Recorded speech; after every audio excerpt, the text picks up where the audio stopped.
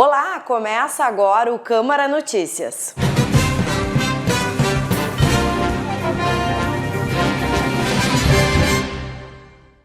Decreto de situação de emergência é homologado pelo governo do estado. Produtores aguardam agora iniciativas para garantir a próxima safra. Os prejuízos do setor primário foram discutidos em uma reunião com lideranças e profissionais da área, onde se pedia providências dos governos nas 3 esferas em socorro aos produtores do setor rural. O prefeito Luiz Fernando Mainardi assinou no dia 17 de fevereiro o decreto número 44 de 2025, declarando situação de emergência em todo o território urbano e rural de Bagé. O documento se embasou nos impactos severos da estiagem prolongada, que comprometeu o abastecimento de água, gerou prejuízos expressivos ao setor agropecuário e afetou diretamente milhares de moradores. O decreto de situação de emergência tem validade de 180 dias, mas a sua efetivação dependia do reconhecimento estadual, o que aconteceu no dia 12 de março. As articulações para a produção do documento passaram pelo gabinete da presidente da Câmara, Andréa Galina. Eu solicitei, entrei com pedido via executivo para fazermos o decreto de emergência. Só que, claro, isso não depende de mim, nem do executivo, depende, assim, dos órgãos competentes. Foi solicitado do Emater, as entidades de classe, a perda, assim, das lavouras nesse sentido. Já tínhamos uma perda de mais de 40%. E o que tu perdeu, o que não nasceu por escassez de chuva, isso não recupera, por mais que tenha chovido nos últimos dias, não recupera. E é muito bom esse decreto de emergência para os produtores que vêm sofrendo com isso, porque tu consegue acessar mais linhas de renegociação de crédito, tu consegue acessar também mais algum crédito que tu precise, porque assim, nós estamos no início da colheita do arroz agora lá. E logo em seguida a soja, só que assim, a janela que nós temos é muito pequena. Logo ali em junho, tu já começa a preparar a safra do ano que vem.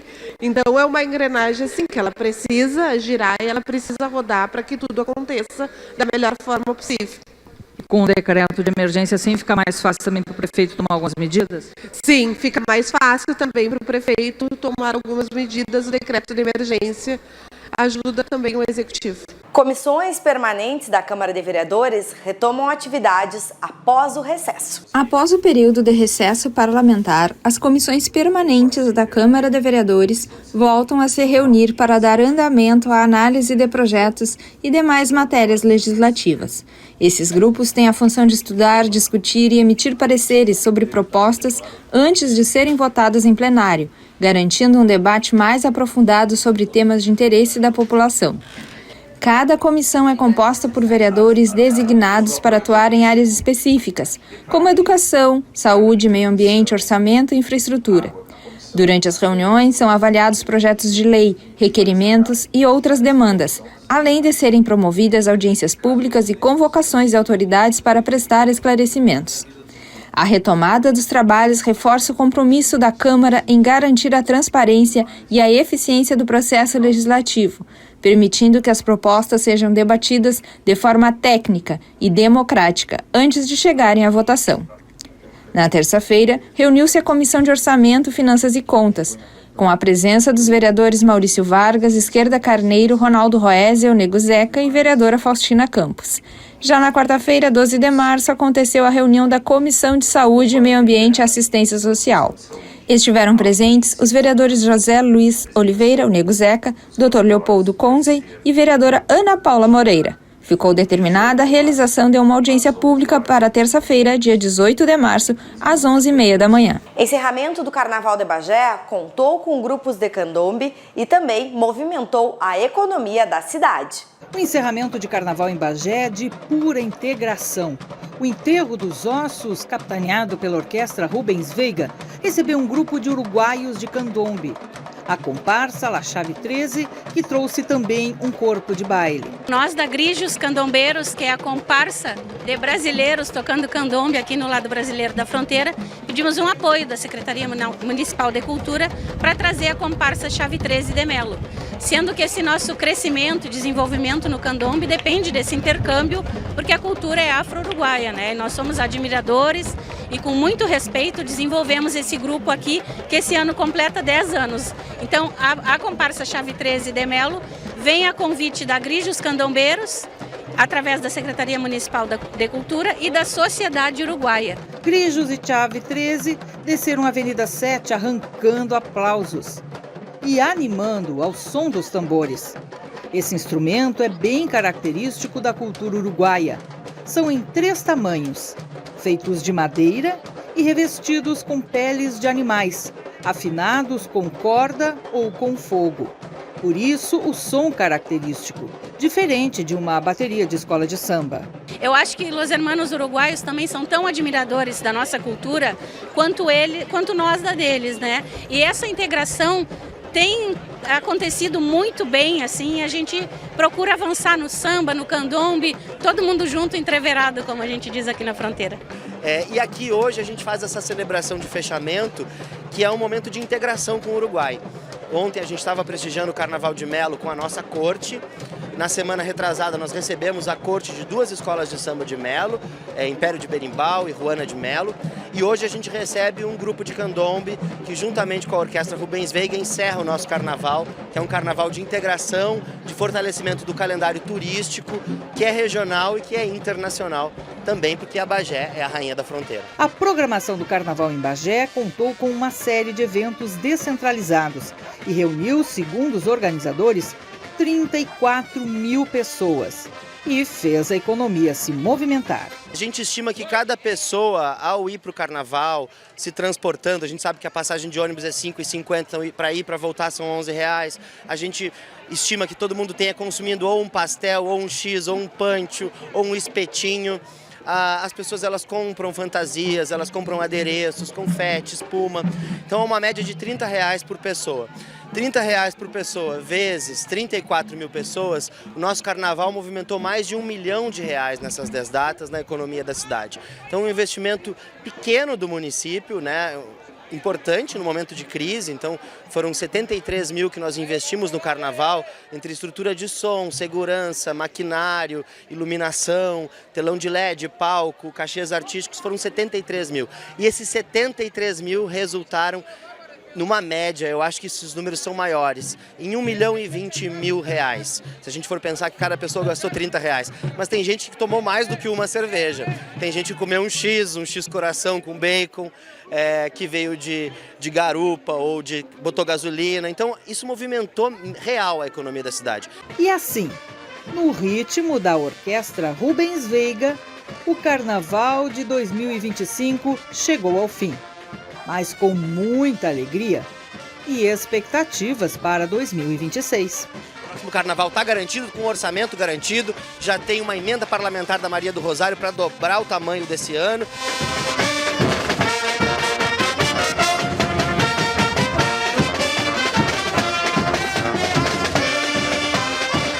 Evento marcou a abertura do Mês da Mulher em Bagé. Foi realizado no dia 7 de março, no Palacete Pedro Osório, um evento de abertura do Mês da Mulher. A organização foi da Secretaria de Políticas Públicas para as Mulheres.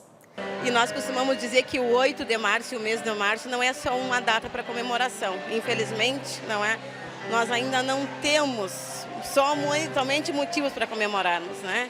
Mas é um dia de luta, né? Um dia de reflexão, um dia para nós chamarmos a atenção para nossas lutas, para os nossos anseios, né? Celebrarmos as nossas conquistas, sim, né? Mas mostrarmos que nós ainda continuamos sendo vítimas do machismo, ainda continuamos sendo discriminadas pelo fato de sermos mulheres e o pior de tudo, né? Continuamos sendo mortas por sermos mulheres, né? Então, assim, gostaríamos de chegar realmente num mês de março, tenho esse sonho ainda, de podermos falar só das conquistas, mas infelizmente nós ainda precisamos chamar a atenção do que vem acontecendo, né? Meninas, mulheres sendo mortas pelo simples fato de serem mulheres, preteridas no mercado de trabalho por serem mulheres, né? Deixando de serem escolhidas para ocupar cargos pelo fato de serem mulheres, né? Nós somos a maioria da população, em números, né? E se tu parar para analisar, em determinados espaços nós não conseguimos conquistar, né? Estamos evoluindo aqui em Bagé, nós temos essa prova, né? Hoje nós temos um secretariado composto praticamente grande maioria de mulheres, a Câmara de Vereadores, a mesa diretora com mulheres, né? Temos mulheres ocupando os cargos, mas considerando o nosso número populacional ainda nós somos poucas. E ainda temos espaços que consideram não serem feitos para nós, né? E essa é a nossa luta, né? De fortalecimento das mulheres, né? Empoderamento, né? Qualificação profissional, que nós entendemos que quando uma mulher tem uma qualificação profissional, é mais fácil dela sair de um círculo de violência ou de uma relação em que ela esteja, às vezes, pela dependência econômica, né? E o nosso trabalho enquanto secretaria vai ser justamente esse, né? Tentar qualificar essas mulheres, prestar esclarecimentos, acolher, não é? Nós fizemos o acolhimento, mas nós queremos evitar que ela chegue para precisar ser acolhida. Nós queremos esclarecer ela que muitas vezes elas não sabem o que é violência, que estão sofrendo violência, né? E quando tu sabe o tipo de violência que tu está sofrendo, tu sabe o teu direito, tu sabe onde pedir ajuda, não é? Então eu quero deixar uma mensagem que nós tenhamos, né, muito mais motivo para celebrarmos daqui a uns anos mais, né?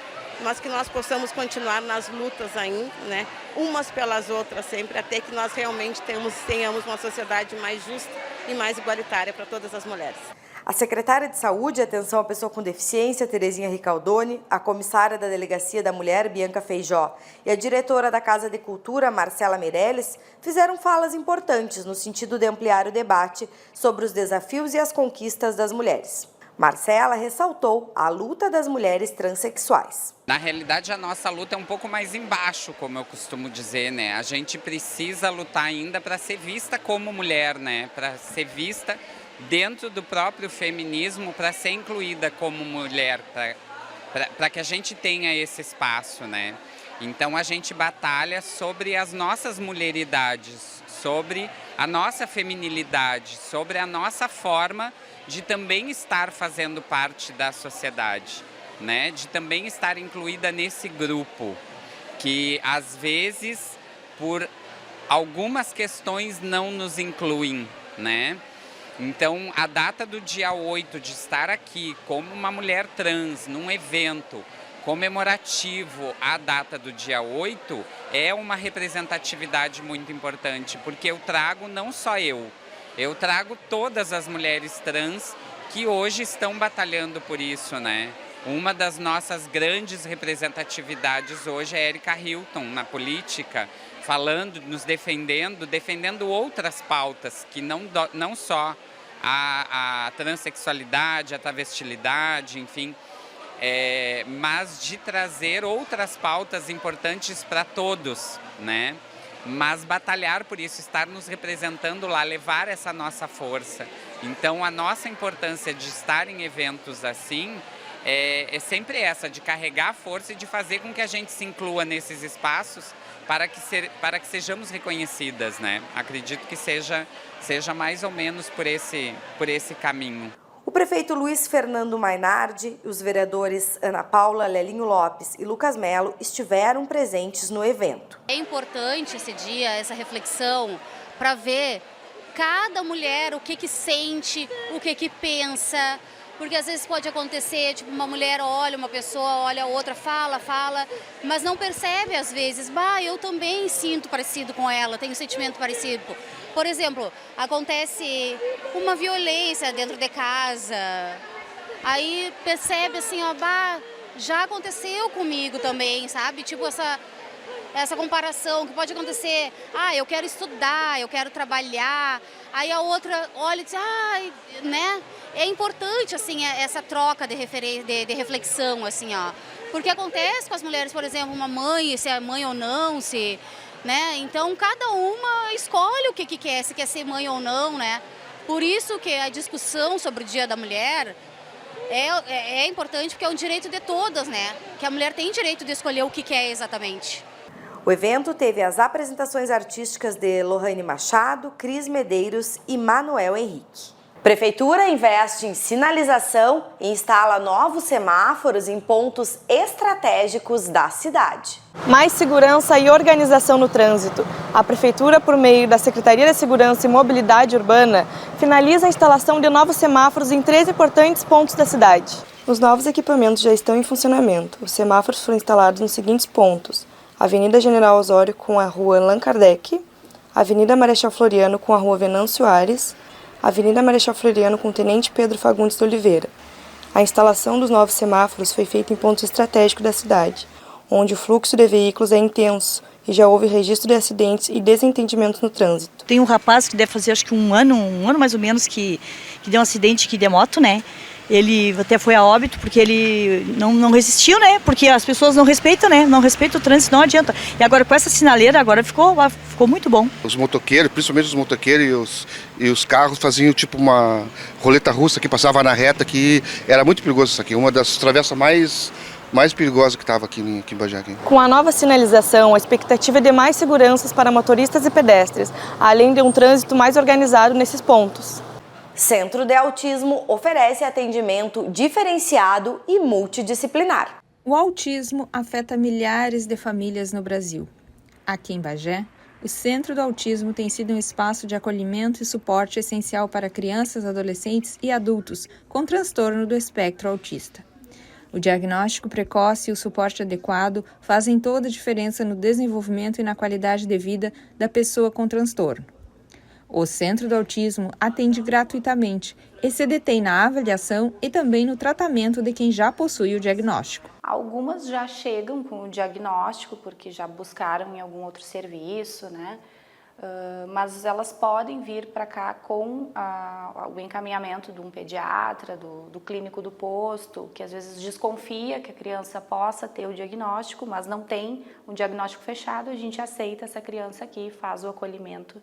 Essa criança passa, né, pela assistente social, que é a nossa porta de entrada, para fazer uma triagem, e dessa triagem a gente encaminha para avaliação com a psicóloga, para avaliação do neuropediatra, e esse é o procedimento inicial. Aqui, crianças e adolescentes recebem o apoio de uma equipe multidisciplinar, com assistente social, pediatra, nutricionista, fonoaudióloga, psicopedagoga, fisioterapeuta, neuropediatra e psicólogo. Em atendimento agora, nós temos 2 psicólogas que devem estar atendendo cerca de 20 e poucos pacientes cada uma.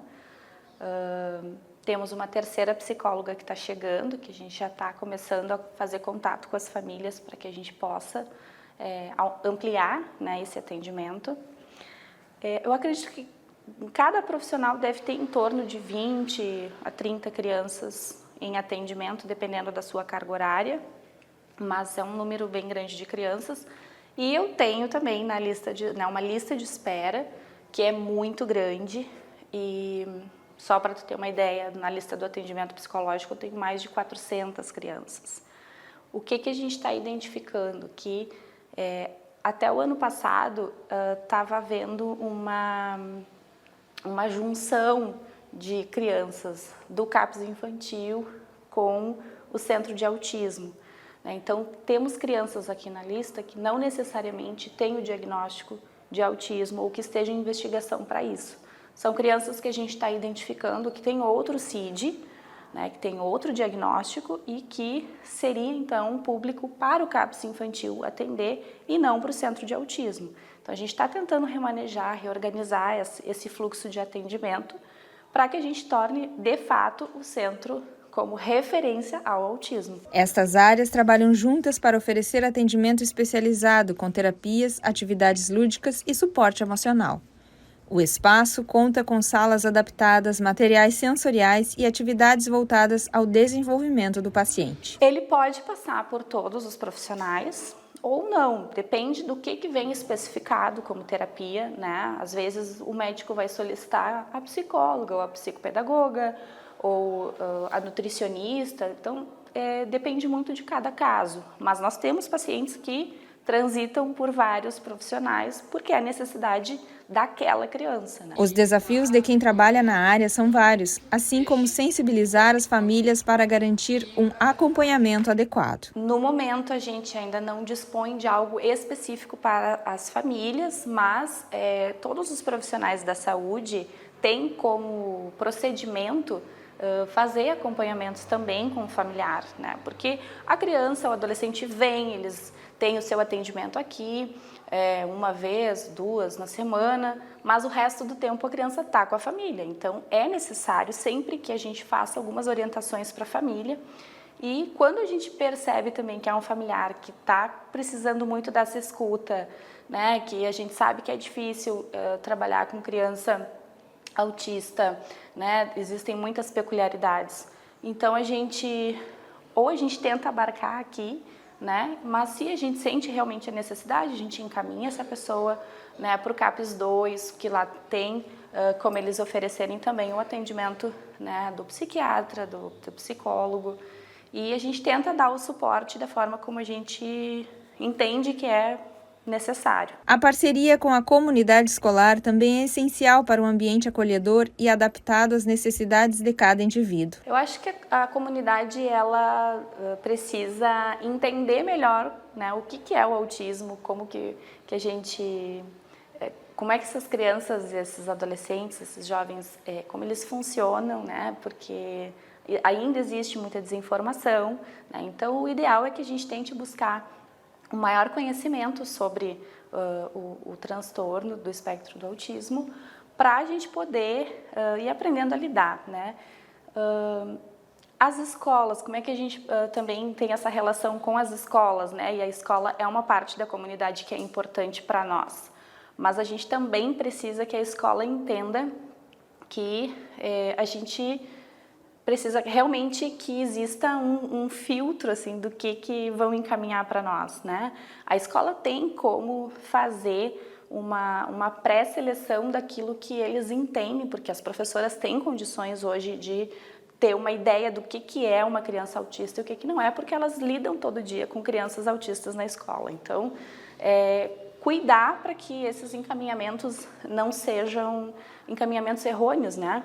E isso a gente até já está fazendo uma conversa com a Secretaria de Educação, com o setor de educação inclusiva, para que exista essa comunicação maior com as escolas, para que a gente possa melhorar, né, esse fluxo entre escola, centro de autismo, o CAPS infantil, lá que também recebe muitas crianças, né, das escolas.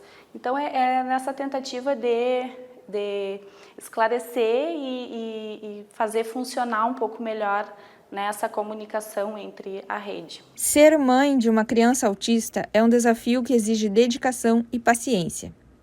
Inglis notou um comportamento diferenciado na filha Renata, que hoje está com 8 anos, mas o diagnóstico veio através da escola, há pouco mais de 2 anos. A rotina de uma mãe atípica pode ser desafiadora, e o suporte adequado faz toda a diferença. Com o acompanhamento, Inglis já vê a melhora na filha. E ela já está interagindo mais com os coleguinhas no colégio, ela melhorou, que ela não escrevia, não lia, ela já começou a escrever e ler, assim, não aquela coisa de dizer que está perfeitamente, não, mas já está dando uma ajudadinha. Uhum. Além das preocupações normais da maternidade, da rotina intensa de terapias, mães atípicas ainda precisam enfrentar a falta de compreensão e preconceito da sociedade e até de familiares. Nossa, muitos. O preconceito, muitas vezes as pessoas olham, assim, sabe, com preconceito.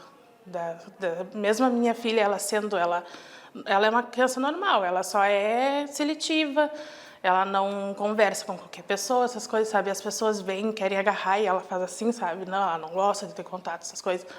E as pessoas muito falam, é mal educada. Não, né? A criança não é mal educada, eles não são mal educados. É uma característica deles. Sim, né? É uma característica deles. Ainda existe preconceito.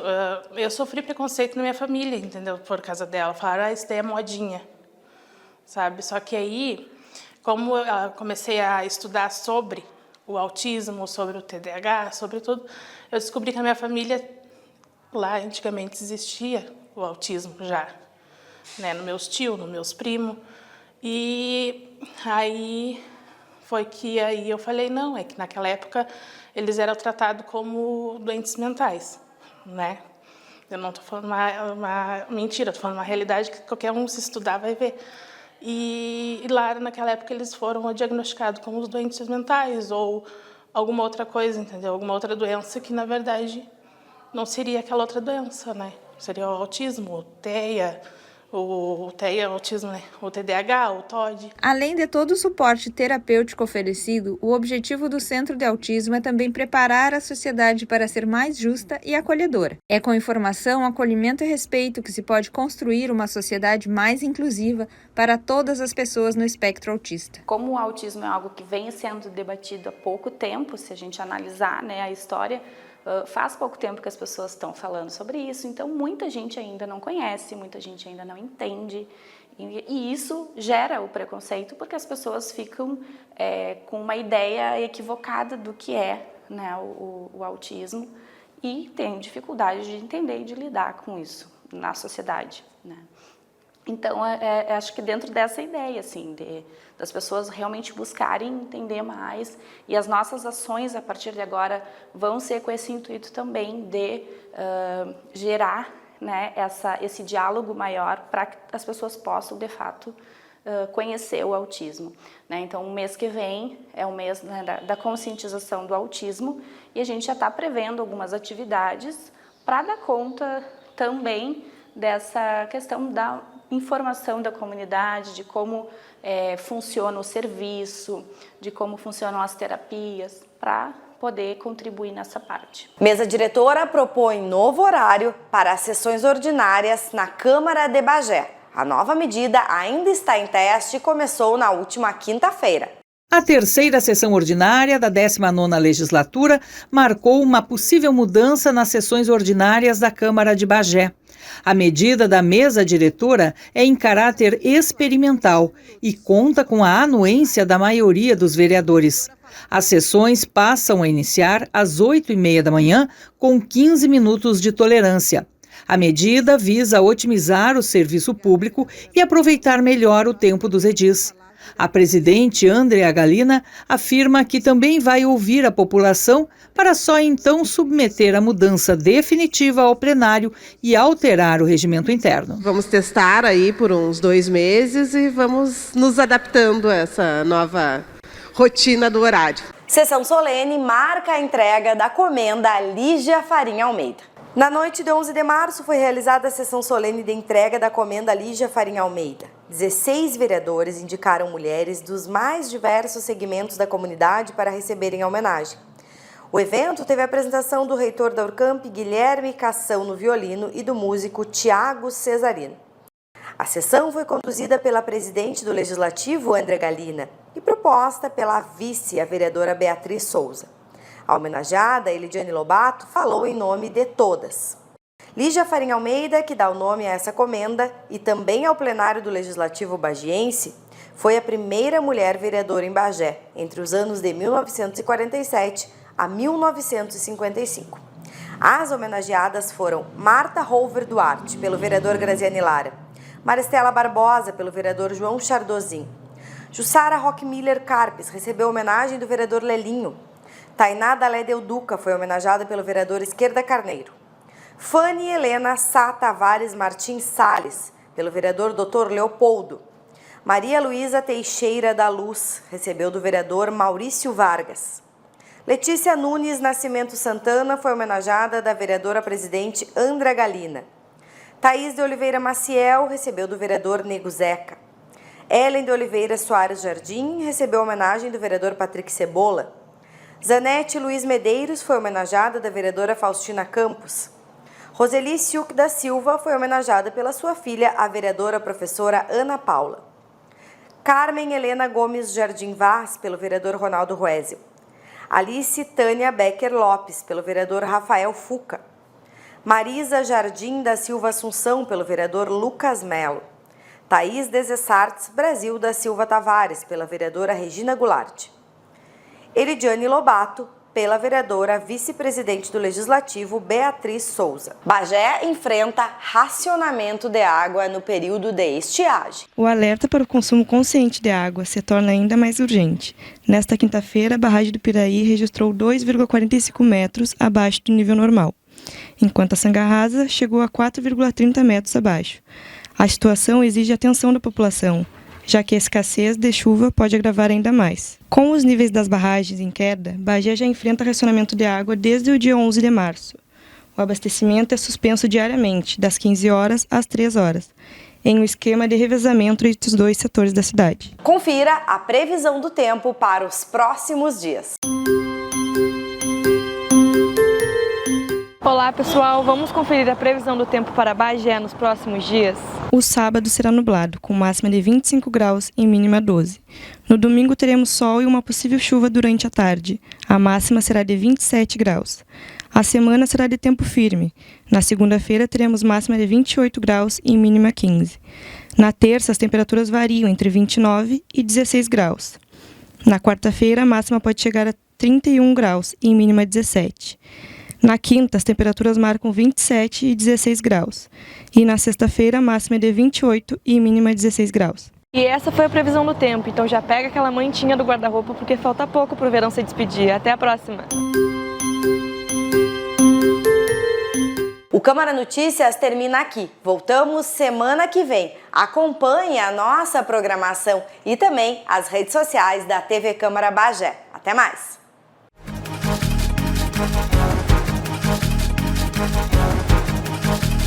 We'll be